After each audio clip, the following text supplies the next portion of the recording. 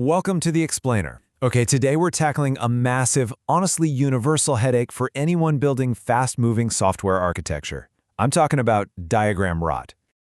We've all been there, right? Let's dive right into this shared pain point. You sit down at the start of a project, you spend hours, literally hours, painstakingly dragging boxes around, aligning arrows, and perfectly tweaking colors for this massive kickoff diagram. And it looks beautiful, it's so comprehensive, but then you watch it become completely obsolete after the very first Agile sprint.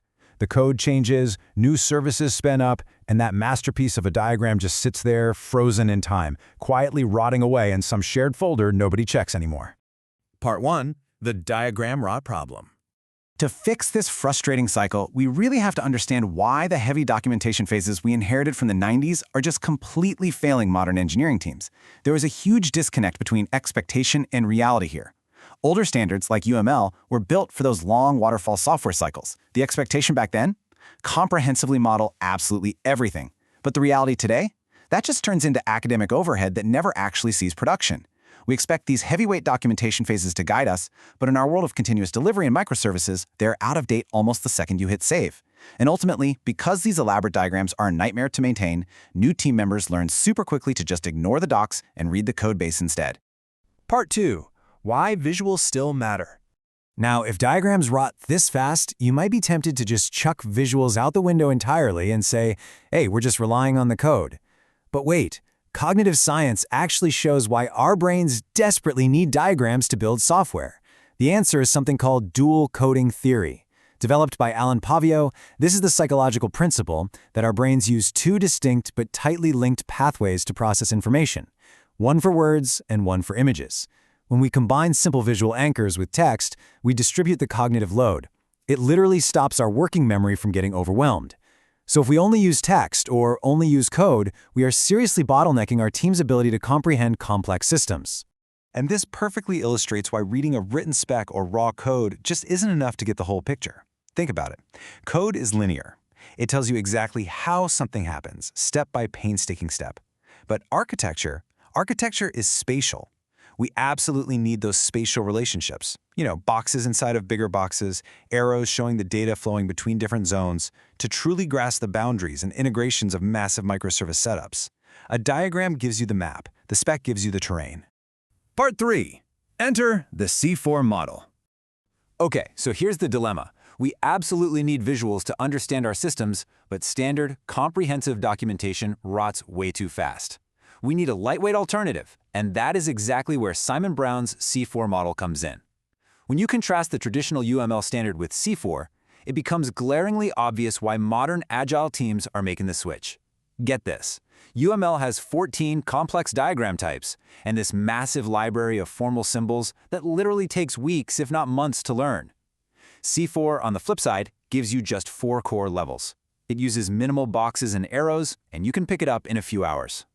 C4 essentially trades exhausting comprehensiveness for diagrams that developers actually want to create and, more importantly, update. Let's look at the mechanics of how this builds. It zooms in step by step, kind of like a digital map. Level 1 is the context diagram. This is your 30,000-foot view showing the system, the users, and external integrations. Absolutely perfect for executives. Then you zoom in to Level 2, the container diagram, showing the major technical building blocks like web apps, APIs, and databases. Zoom in again to Level 3, the component diagram, which cracks open a single container to show its internal structure. And finally, Level 4 is the code, zooming right down to the nitty-gritty implementation details and class structures. But here is the most interesting part. It's all about restraint. For most Agile teams, you should actually skip Level 4 entirely. Yep, do not draw code diagrams. Why? Because that is exactly where diagram rot happens the fastest. Code changes hourly. So instead of drawing it all out, just let your IDE, your integrated development environment, do the talking. We really have to learn to only document what actually aids communication and ruthlessly skip whatever doesn't. Part 4. Embrace diagram as code. Having a simpler framework like C4 is awesome, but to truly conquer diagram rot for good, we have to fundamentally change how we build these visuals. We've got to stop drawing and start modeling. Diagram as code, specifically using model-based tooling, is a total game changer. Instead of painstakingly dragging shapes around in a UI, you write your architecture out as text using a domain-specific language, or DSL. You store this text file right in Git, alongside your actual application code. And because it lives with the code, it updates naturally within your CI/CD workflow. It becomes your single source of truth, automatically generating all your visual diagrams. The massive maintenance advantage here over traditional drawing is hard to overstate. Say you rename a payment microservice. If you are just drawing diagrams, you now have to track down and manually update like 10 disconnected files. It's a total nightmare. But with modeling, you change that object's property exactly once in your text file and boom, it instantly syncs across your context, container, and component views. It completely eliminates the friction that causes diagram rot in the first place. To pull this off, you need the right tools in your belt. Structurizer is the ultimate reference implementation for C4. It lets you define systems in a textual DSL and spit out interactive maps. Mermaid is super popular because it plays incredibly well with Markdown and GitHub, rendering right there in your pull requests.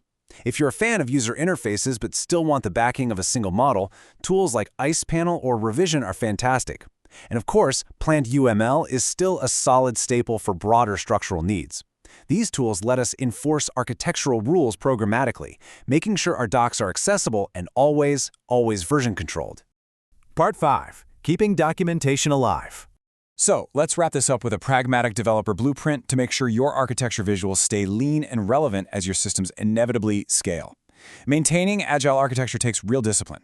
First, keep your text-based diagrams in version control. They need to live and breathe with the software. Second, model only what aids communication. Seriously, if no one is asking about it, don't diagram it.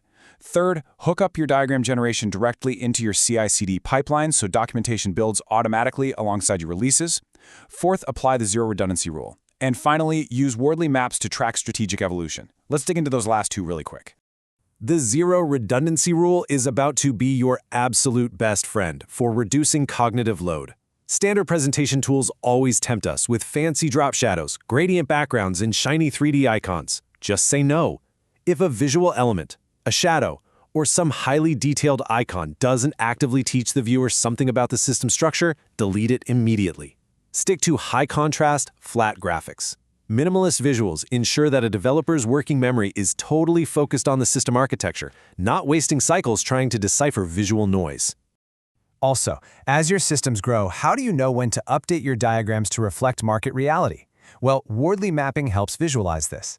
It plots your system components across 4 evolutionary stages: Genesis, which is highly experimental; Custom Built, which is bespoke to your company; Product, which is standardized and bought off the shelf; and Commodity, which is a pure utility, like cloud compute. Mapping architecture across these stages helps your team anticipate exactly when to stop building expensive custom solutions in-house and start buying commodities. It keeps your architecture and your diagrams incredibly lean. The payoff for adopting this minimalist, code-driven approach is just massive.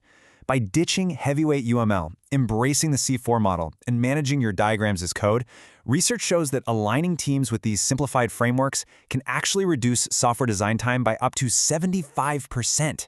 Yes, 75%. That is way less time arguing over drawing tools and way more time actually doing what we love, building the software.